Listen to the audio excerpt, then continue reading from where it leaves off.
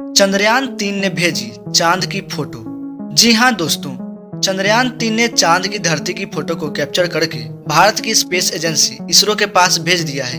उस तस्वीर में कुछ ऐसा दिखा जिसे देखने के बाद आप भी हैरान हो जाएंगे। चंद्रयान-3 द्वारा भेजी गई चांद की फोटो को दिखाने से पहले हम आपको कुछ जानकारी देते हैं। दोस्तों, अगर पूरे ब्रह्मांड में देखा जाए तो पृथ्वी का सबसे करीबी ऑब्जेक्ट चंद्रमा है। इसलिए नजदीक होने की वजह से वैज्ञानिक जांच करके चांद के बारे में बहुत कुछ जानना चाहते हैं। इंडिया ने साल 2009 में चंद्रयान-1 के जरिए चांद की धरती पर जाने के बाद पानी खोज निकाला था।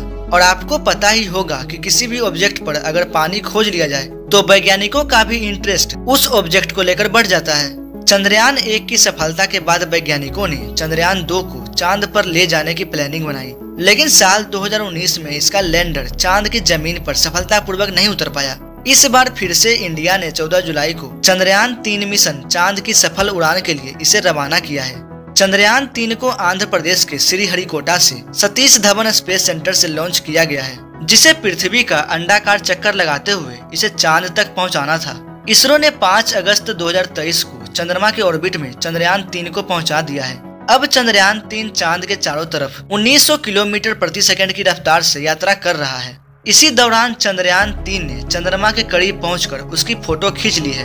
चंद्रमा की ऑर्बिट में प्रवेश करने के एक दिन बाद भारतीय स्पेस एजेंसी इसरो ने रविवार के दिन चांद को चंद्रयान-3 द्वारा देखा गया एक वीडियो जारी किया है, जिसे हम आपको इस वीडियो में दिखाने वाले हैं और साथ ही उन फोटो के बारे में आपको जानकारी देने वाले हैं। 14 जुलाई को सफलतापूर्वक प्रक्षेपण के 3 हफ्तों बाद इसरो के वैज्ञानिक चंद्रयान-3 को पृथ्वी से दूर चंद्रमा की ऑर्बिट की तरफ पहुंचाने का कार्य कर रहे थे। इसके बाद 1 अगस्त को एक महत्वपूर्ण प्रक्रिया में चंद्रयान को पृथ्वी की ऑर्बिट से चंद्रमा की ओर भेज दिया गया। इस प्रक्रिया के बाद चंद्रयान-3 पृथ्वी से दूर उस पथ पर जाना शुरू कर दिया जो इसे चंद्रमा के करीब ले जाएगा।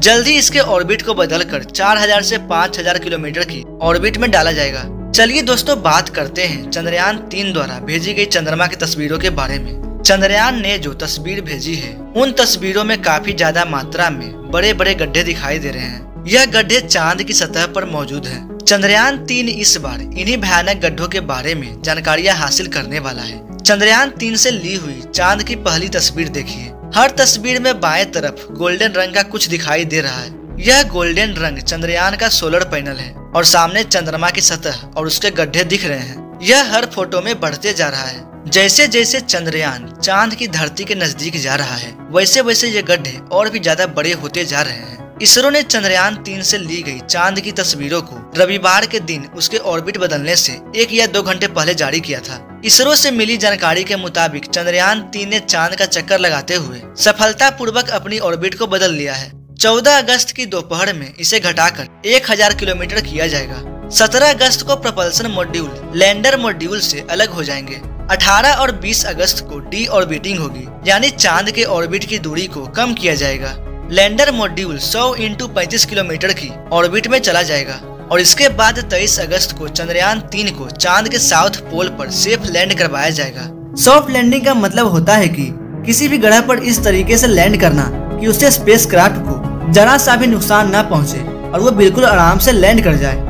इसके लिए आमतौर पर थ्रस्टर का इस्तेमाल किया जाता है। चंद्रयान-2 मिशन के 3 मुख्य हिस्से थे, जिसमें से पहला हिस्सा था ऑर्बिटर। ऑर्बिटर, जैसा कि इसके नाम से ही पता चलता है, ये चांद के ऑर्बिट में रहते हुए उसकी परिक्रमा करता है और जरूरी डेटा को वैज्ञानिकों तक भेजता रहता है। इसी ऑर्बिटर के जरिए वैज्ञानिक स्पेसक्राफ्ट के बाकी हिस्सों से कांटेक्ट कर पाते हैं। इस मिशन का दूसरा हिस्सा था विक्रम लैंडर। जैसा कि इसके नाम से भी पता चलता है, इसका काम था चांद की सतह पर सही सलामत लैंडिंग करना, जिसे सॉफ्ट लैंडिंग भी कहा जाता है।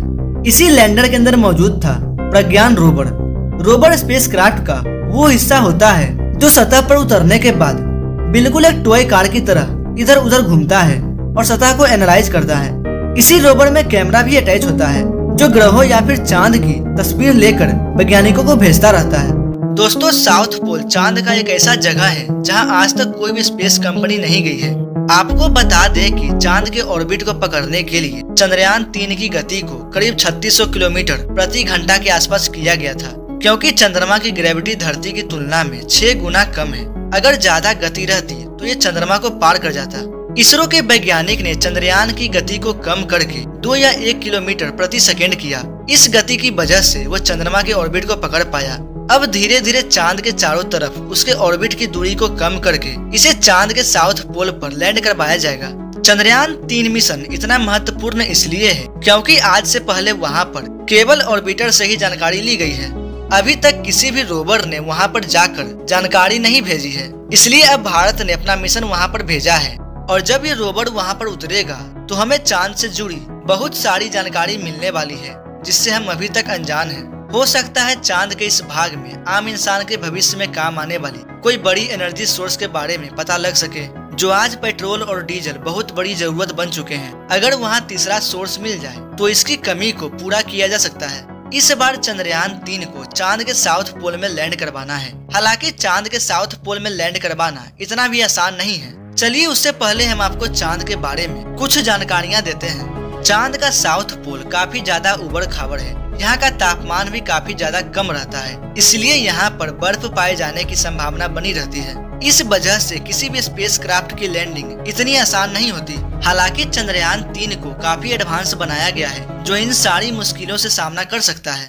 चंद्रयान 2 का ऑर्बिटर अभी भी अच्छे तरीके से काम कर रहा है। पिछली बार चंद्रयान 2 की लैंडिंग साइट का क्षेत्रफल 500 मीटर इंटू 500 चुना गया था। इसरो विक्रम लैंडर को बीच में उतारना चाहता था, जिसकी वजह से यहाँ पर कुछ सीमाएं थी। लेकिन इस बार लैंडिंग का क्षेत्रफल 4 किलोमीटर इंटू 2.5 किलोमीटर रखा गया है, यानी इतने बड़े इलाके में कहीं भी चंद्रयान 3 का लैंडर उतर सकता है। आपको बता दें कि अब की बार इसमें ऑटोमेटिक सेंसर्स भी लगाए गए हैं, जिससे अब की बार इसकी सॉफ्ट लैंडिंग होना बिल्कुल तय है। इसरो के अनुमानित समय के अनुसार चंद्रयान 3 की लैंडिंग 23 अगस्त को होने वाली है। इस बार भारत दोबारा चांद की सतह पर लैंड करने का प्रयास कर रहा है, वह भी ऐसी जगह जहां अब तक किसी भी देश ने लैंडिंग करने की कोशिश तक नहीं की है। वैसे दुनिया में 11 ऐसे देश हैं जिन्होंने मून मिशन भेजे हैं। अगर भारत का यह मिशन सफल हो जाता है तो साउथ पोल के पास सेफ लैंड करने वाला भारत पहला देश बन जाएगा। करीब 1 दशक पहले चंद्रयान के पहले मिशन के दौरान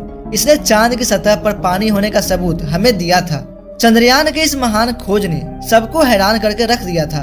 इस बार इसरो कुछ बड़ा करने वाला है। चंद्रयान के द्वारा मिले डेटा से चांद के उन सतहों का सैंपल लिया जाएगा जहां पर पानी होने का सबूत मिला था। चांद की मिट्टी में छुपे पानी में और किस तरह के केमिकल्स मिक्स हैं, इन सभी की जानकारी हमें रोवर देने वाला है। इन सभी जानकारियों की मदद से हम आने वाले कल में इंसानों को चांद पर भेज सकेंगे और आराम से वहाँ कुछ दिन बिता सकेंगे।